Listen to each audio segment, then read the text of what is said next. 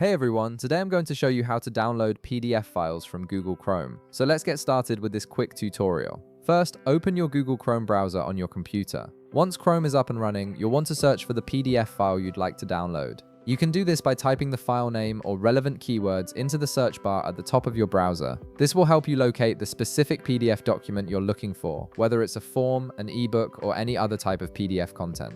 After your search results appear, go ahead and click on the PDF file you want to download. This action will open the PDF directly in your Chrome browser, allowing you to preview the document before saving it to your computer. Chrome has a built-in PDF viewer, so you can scroll through the pages and make sure this is exactly what you need before proceeding with the download. Now direct your attention to the upper right corner of the screen.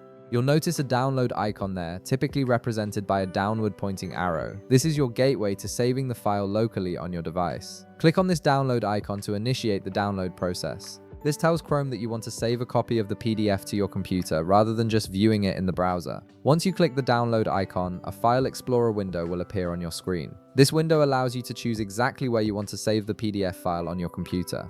Navigate through your folders and select the location that makes the most sense for your organization. You might want to save it to your Downloads folder, Documents, or perhaps a specific project folder you've created for this type of content. After selecting your preferred location, you'll see a field where you can input a file name. If the default name works for you, you can leave it as is. However, if you want to rename the file to something more descriptive or easier to find later, go ahead and type in your preferred name in this field. Giving your files meaningful names is always a good practice for staying organized. Finally, click the Save button to complete the download process. Chrome will now save the PDF file to the folder you selected with the name you specified.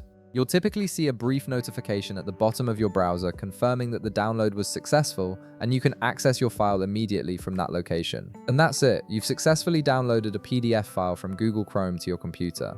If this video helped you out, be sure to leave a like, subscribe, and I'll see you in the next one.